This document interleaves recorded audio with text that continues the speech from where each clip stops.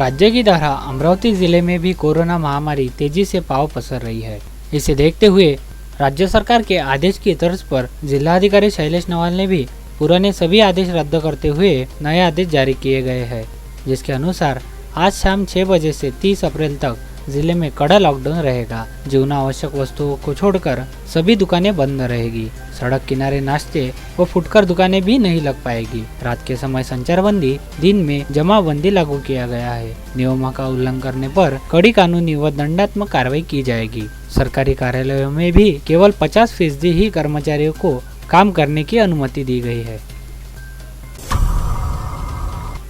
Ramdaspeth police station अंतर्गत आने वाले जठारपेट चौक पर एक युवक को लात घूंसों से पीटकर उसकी हत्या करने की घटना शनिवार देर रात प्रकाश में आई। यह हत्याकांड मोबाइल लेन देन के कारणों पर होने की जानकारी सामने आई है। रामदासपेट पुलिस ने इस मामले के 3 आरोपियों को गिरफ्तार किया है। दिव्यकर आगाड़ा परिसर के अन्नपूर्णा अपार्टमेंट के निवासी सौरभ सुले इस युवक ने उमेश सुखदेव का मोबाइल लेने की जानकारी उमेश को उसके मित्र ने दी, किंतु प्रत्यक्ष में सौरभ सुले इस युवक ने किसी का भी मोबाइल नहीं लिया था। किंतु शनिवार को नशे में रहने वाले उमेश सुखदेव ने उसके साथी सुनील वाडेकर व अमोल वाघमारे को साथ लेकर नशे में ही सौरभ सुले इस युवक पर हमला किया। लात घूंसों से उसे जबरदस्त मारपीट करने से तथा पेट में लात मारने से सौरभ सुले की फड़के हॉस्पिटल की गली में जगह ही मौत हो गई। गलाकाट प्रतिस्पर्धा के बीच अपने मुनाफे को बनाए रखने के लिए मोबाइल सेवा देने वाली कंपनियां अब ग्राहकों की जेब काटने के लिए नए नए तरीके आजमा रही है। इसके लिए वह ग्राहकों को परेशान करने से भी बाज नहीं आ रही। जो ग्राहक मोबाइल का ज्यादा इस्तेमाल नहीं कर रहे, उनका कनेक्शन तक बिना किसी सूचना से काट दिया जा रहा है। लगभग सभी कंपनियों के ग्राहकों की ओर से इस तरह की शिकायतें की जा रही है। ऐसे एक मामले में मोबाइल सेवा कंपनी अपने उपभोक्ता सरफराज का सिम एकाएक बंद कर दिया, जबकि उनके मोबाइल में पर्याप्त बैलेंस था।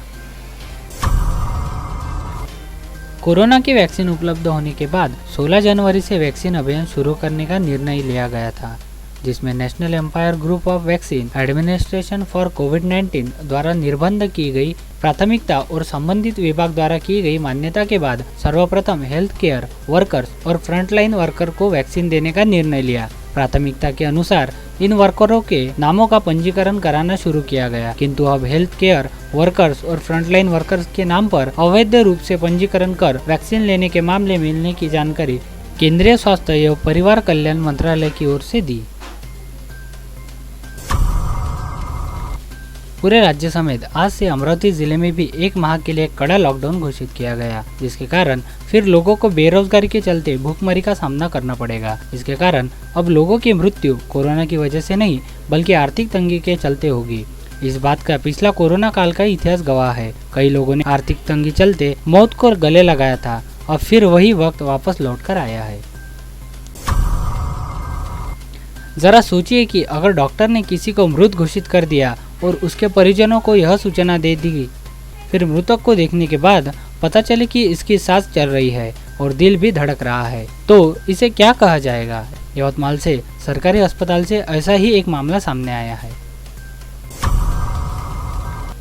वसूली के आरोपों में घिरे महाराष्ट्र के गृह मंत्री अनिल देशमुख ने आखिरकार इस्तीफा दे ही दिया। उनकी जगह दिलीप वळसे पाटिल को गृह विभाग की जिम्मेदारी सौंपी जा रही है। देशमुख ने अपना इस्तीफा मुख्यमंत्री उद्धव ठाकरे को भेज दिया है। देशमुख उद्धव से मिलने उनके घर भी पहुंचे हैं। गृह मंत्री के इस्तीफा के बीच राष्ट्रीय कांग्रेस पक्ष चीफ शरद पवार और डिप्टी सीएम अजित पवार के बीच मुलाकात हुई है। देशमुख ने इस्तीफा में लिखा, आज माननीय हाईकोर्ट की ओर से एडवोकेट जयश्री पाटिल की याचिका पर सीबीआई जांच का आदेश दिया गया है, इसलिए मैं नैतिक आधार पर गृह मंत्री के पद से इस्तीफा देता हूं। मैं आपसे विनम्र निवेदन करता हूं कि मुझे गृह मंत्री के पद से मुक्त किया जाए।